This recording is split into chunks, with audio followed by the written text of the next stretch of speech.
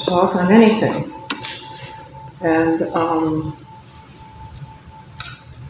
yes, well, I always think of myself as a very independent person, that I don't need a lot of things or even people to have a good life. It doesn't mean, and I do enjoy my friends and people. I like to meet people, but I'm sort of a loner, and I guess you might figure that out, but that I open this thing every Thursday if there's nobody here. But I like it. And one reason I like it is because there are monks here. 1 monk, 2 monks, 3 monks, whatever it is very, very pleasing to my heart. I feel that all is well.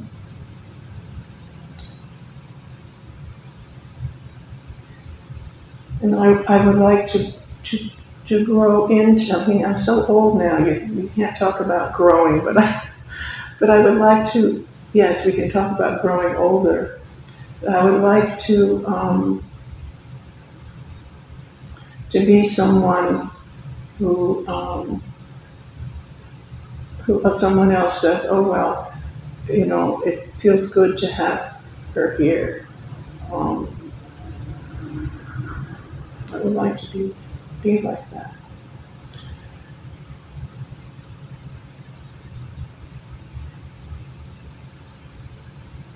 But when I come here to practice, and I like to come, if I lived closer to here, I would come a lot by myself when nobody else is here. I used to come and walk on the walkway outside there for hours at a time, or at least that way it seemed. It was probably an hour and a half, which is quite a long time to be walking back and forth. I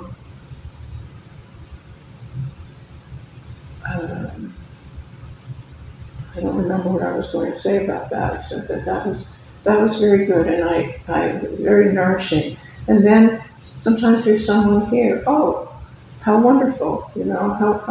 How very lucky I am that someone is here. When I come on Thursdays and no one is here, I'm perfectly happy. And then if somebody shows up, oh, how wonderful! If 3 or 4 people show up, well, I'm amazed, I guess, and I'm happy for it. It's a good thing. It's a good thing you talk about anything because I'm kind of coming to a place where I practice at home. I practice on my balcony, but it's not my balcony, the balcony of my house. And up there, it's like I'm up, like on 1 story up from the ground, and I see the squirrels and all the birds, and the rocks and the trees, and I feel as if, and the way the trees are right now, they're leafy and they haven't started to, but they thinned out a little bit so that the light comes through a lot. And I feel as if I'm in a temple. Not the porch isn't part of that, but just the way the trees are and the light.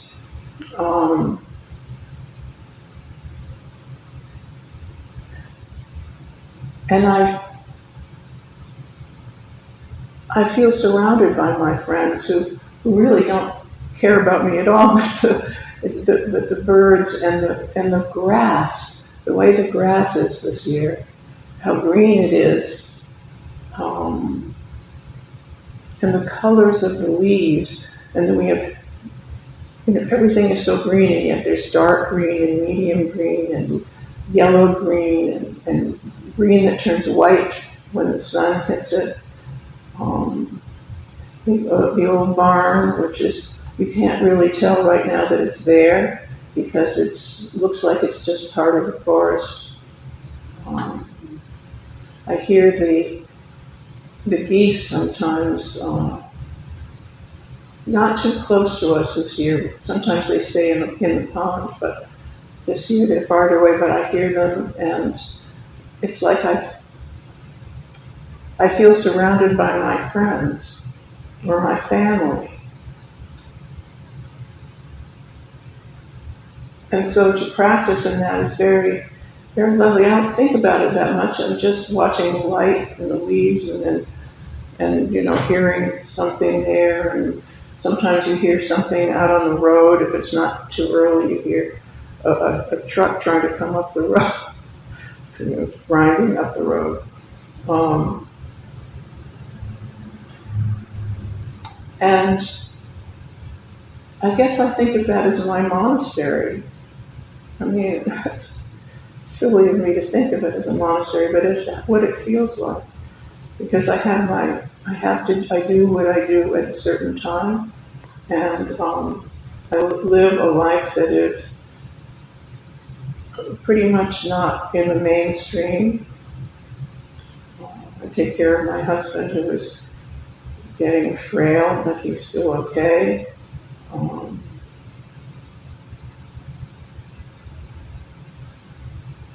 I feel immensely lucky, and then immensely lucky to be able to come here.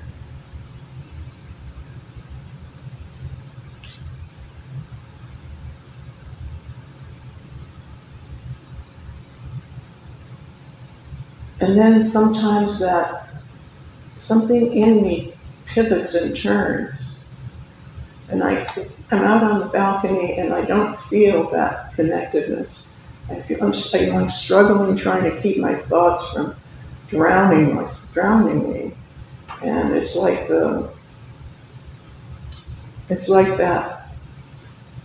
turning your face to something else. And over time, I've sort of learned to say, okay, that's the way it is, and it doesn't last, but it's sort of discouraging at times, I guess.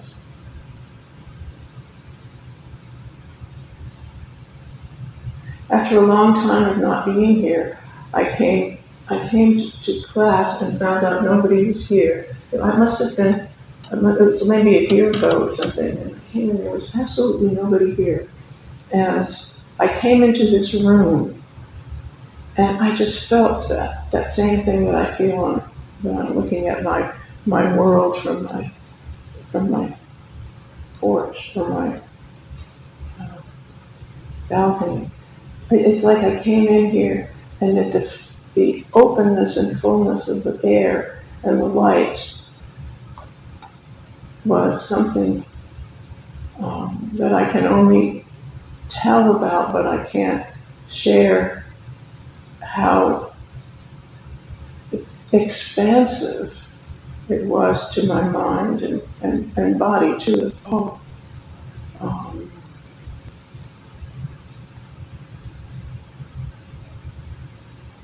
And then again, I feel so lucky. I feel so lucky. I feel so lucky not to be dead yet, because I get to do this, and I feel that I guess like how wonderful that there are people who have made this possible for me and for other people.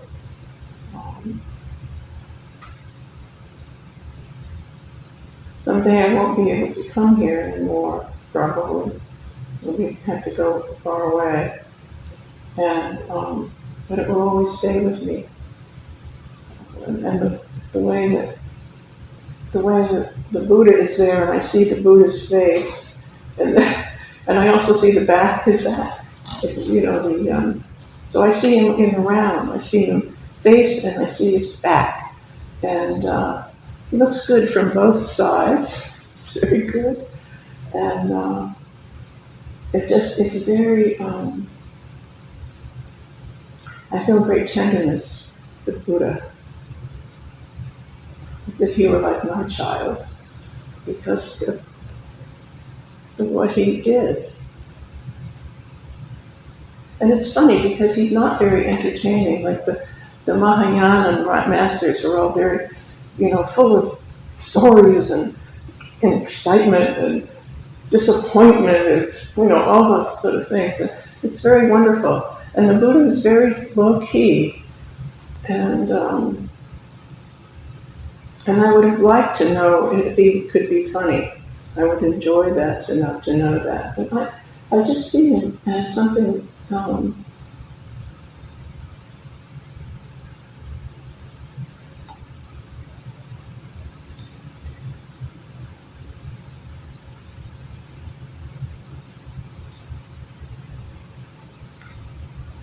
so essential.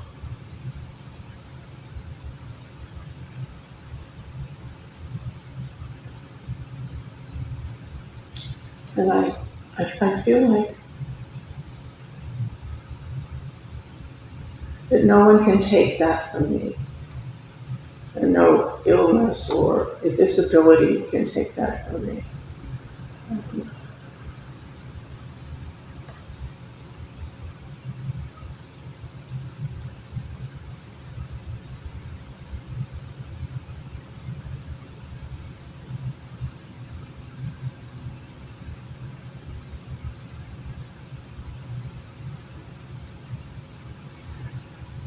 I think I have growing up here, I never knew about monasticism. I did not know that they were monks. I knew about nuns, but I didn't really know what they were, or I had a very Protestant English kind of upbringing, except it's more like New England because there's nothing fancy, or it's kept very tight. And through my life, I never thought about it. And then when I met some nuns in Arizona, Benedictine women, and I was invited to, come to their, I don't even know what to call it now. But I was invited to come and come to the services and that sort of thing. And so I did. And I thought, I missed this. If I had known about, but I'm putting aside my adolescence, which in which I would have done nothing good for myself at all. But just in growing up and knowing that there was this place where they didn't teach school, they didn't do any of these things. They were contemplatives, which is what we're doing here, contemplative people. And I would go to their morning meditation, and they do chanting, and I could do chanting with them. And it was the most richest thing that I could have done. And I realized that I missed that, and I might have made that choice myself. But of course, by the time I knew anything about it, not only was I a married woman, but I had a child. I mean, there was no way I was ever going to be able to do it. And so,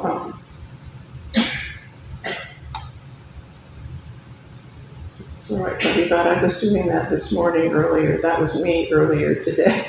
Are you okay? Okay. So, I don't know. I'm not using my time very well, but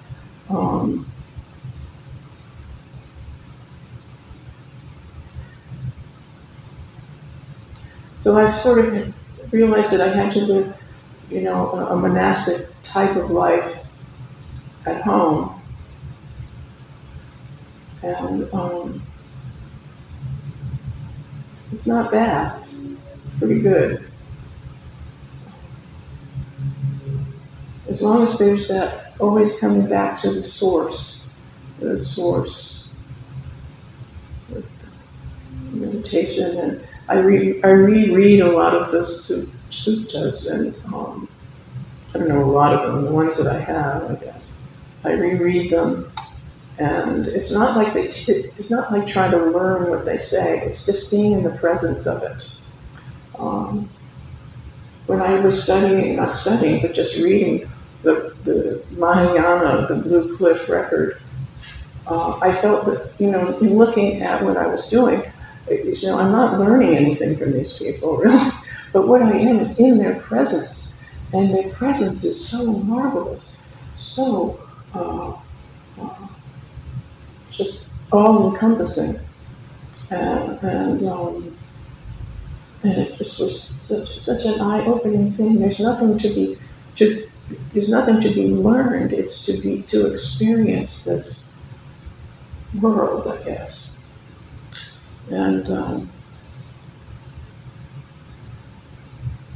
I feel very lucky to know that.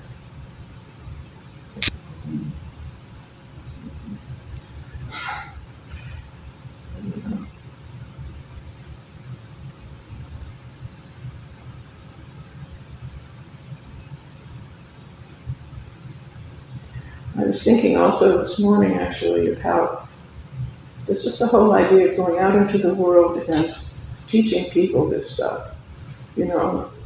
Finding people who will be interested in it and wanting to learn more and wanting to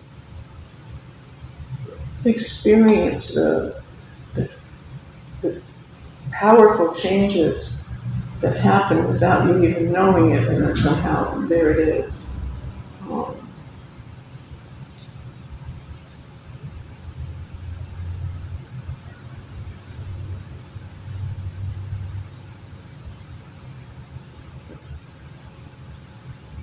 I had no idea what I just said. I don't remember that. But there's something there that says, well,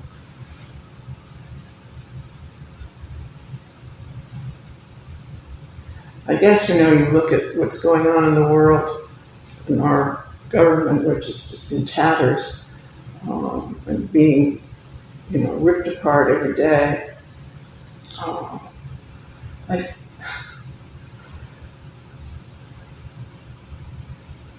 People being harmed in these terrible ways that, when growing up, just knowing that we lived in a place where those things didn't happen, or they didn't happen as much, or they weren't as bad. There was always a remedy. There was a remedy, and the remedy is in the people. And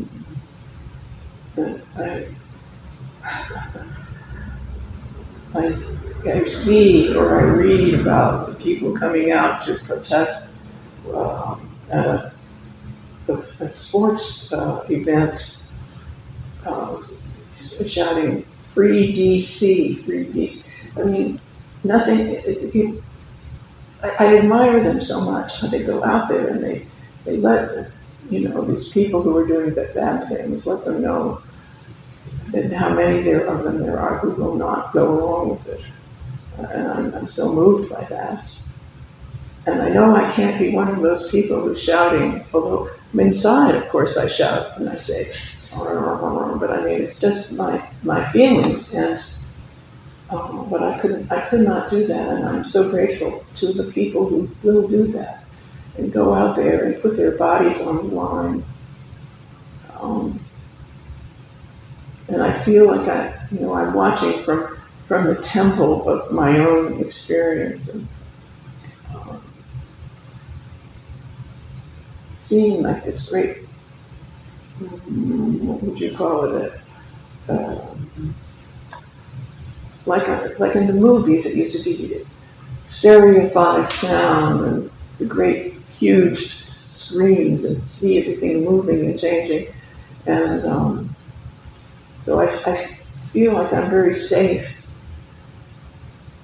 in this temple of my experience with practice and Buddhism and the Buddha himself.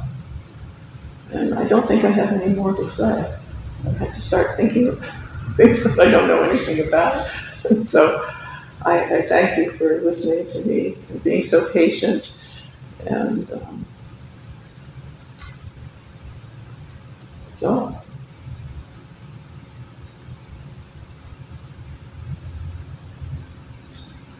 Lisa, for beautiful sharing today. It's really beautiful sharing. So, Buddha said that the most difficult thing that it's difficult to independent of, which is the beloved one and the value thing like money or house. So it's kind of bonding people until the last day of the life. But that make people to become a freedom when they still live in the life. So the kind of practice awareness we can independent mentally from this kind of thing. Yeah, it's like insulation. Right. Because at the last day or someday they might gone before you, or you might gone before them. That's the way it is. Yeah. I mean, the beauty of not being able to do anything about it is that I can't do anything. You know, I don't have to think, I should be out there, but I don't feel that.